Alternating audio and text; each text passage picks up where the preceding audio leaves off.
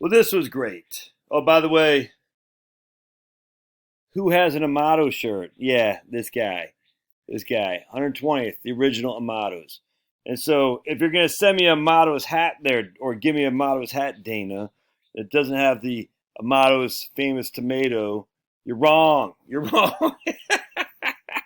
So Dana gave me an Amatos hat, or did he send it to me? I can't remember. It's just black, but it didn't have this. And here I am griping about Dana sending me something for free that I got, that I wear, but it didn't have the Amatos tomato. You're wrong, Dana. Anyway, dude. Oh, no, muddy. Oh, Finney. Oh, look at that. Just made a big old mess. Oh, man, the shower's going to kill him. Because it's rain out, he's getting all muddy. I already washed him one steak. He's all muddy. Oh, dude, look at that.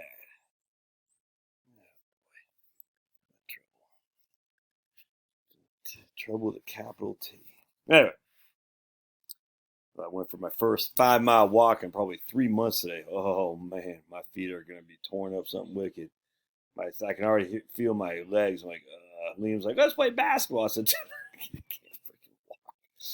Oh, painful. All right, so what the hell was I talking about? Oh yeah, so I was I got this shirt because my sister's husband ordered some Amatos and bought these shirts for the whole scanned clan. So that's pretty cool. Anyway, so I'm working with a guy today from New Jersey, and he hadn't been on his right capital for 2 years. He wants to go outside. Oh boy. I'm just trying to sit outside and make some money doing videos, boys. Come on. What are you doing? That's what I'm trying to do. I'm trying to pay the rent, dogs. I'm trying to pay the rent. What's up, dog? Just chill. All right. Anyway, so I'm working with this guy from, I can't remember. It was New Jersey. I remember where he's from. I'm not gonna say. He hadn't been on Right Capital for 2 years. He's like, man, I got to update. I said, really? So we started talking to him about his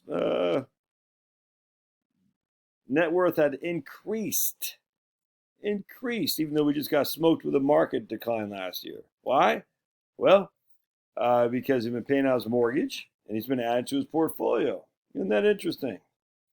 So paying down your mortgage, adding to your portfolio, and he hadn't looked at 2 years, and he's right back where he was 2 years ago, before the 20 to 25% market decline. Shocking, isn't it?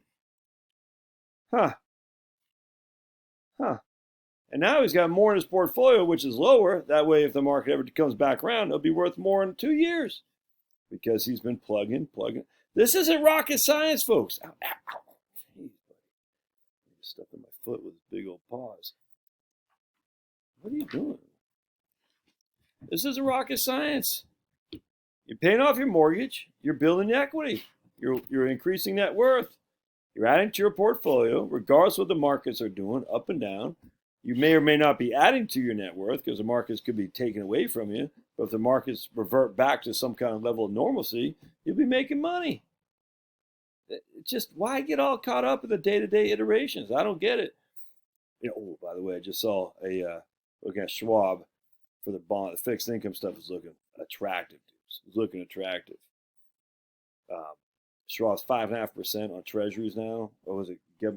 Mortgage-backed securities was like, yeah, that's pretty good. I think I saw Ginnie Mae is 5. I might buy this myself. Ginnie Mae was 5.5%. I think it matures in 2042. I said, yeah, that looks pretty attractive. If I can lock in 5.5 with a government agency that goes to helping veterans finance their homes, I'm pretty comfortable with that.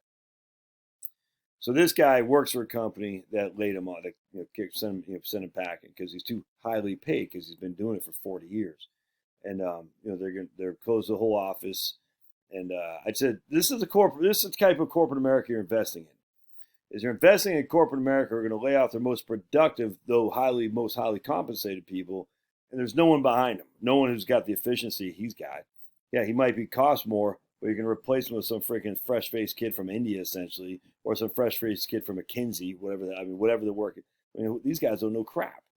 You see what I'm saying? Especially especially in a line of work that is pretty integral in terms of you have to have a knowledge base behind it. So we're going to let you go for $96,000. We're going to hire a kid for $50,000 who doesn't know his freaking head from the hole in the ground. He'll make an unlimited amount of mistakes. He'll probably be gone in 3 to 5 years because he can't deal with the stress. He doesn't work nearly as hard as this guy. Oh, but that's good for corporate America because they downsized. They got rid of a 96,000 salary and replaced with 50. So the balance sheet looks like a net win, doesn't it? And when they announced the layoffs, at corporate America, the stock goes up because we just laid off these old crusty guys who are making too much money. We're going to replace them with cheap labor, and the stock go up because it looks like a good thing from price earnings ratios because they're increasing their earnings. How are they increasing their earnings? By lowering their labor costs. Labor is the most expensive part of a corporation. I sit there, I'm sitting there thinking, if I can get 5.5% and never touch another corporation again, I'm pretty comfortable with that. This isn't, these corporations are freaking idiots, dude. They hire these DEI, what the hell is it called? DEI, die guys, diverse, equity, inclusion. These guys aren't profit margins for their FTE. So they look at profit per full-time employee. Sometimes it'll be revenue, sometimes it'll be profit. Profit per FTE. You look at the diversity, equity, inclusion officers, there's no profit per FTE either. That's a net loss. And yet they're bringing them on. And then they're going to fire my guy, $96,000, 40 years, he's been busting his ass, and they're going to bring on some fresh-faced kid who's freaking doesn't know his butt from the hole in the ground. And you're like, oh, look at our profit margins. They're going to go up, yeah, for a freaking quarter. But then once this kid makes all these mistakes, you got these DEI guys who don't know their head from the hole in the ground telling you, you need more training. You need more training for diversity. You're like, dude, you want to be part of this? I'm like, I could just take 5.5% of Ginnie Mae and help veterans buy houses. But I get it, dude. I'm going to buy a significant portion of Ginnie Mae tomorrow, most likely. I might wake up in the morning and change my mind, but I don't like corporate America anymore. I don't like hearing these stories about corporate America laying off their best, most productive men, in particularly, and bringing back people that aren't worth anything. And on top of that, hiring DEI. If you got a DEI officer, you're not serious, dude. You're not serious about profit margins. I find it funny. A corporation, the whole point was to serve the shareholder. Fiduciary responsibility to the shareholder.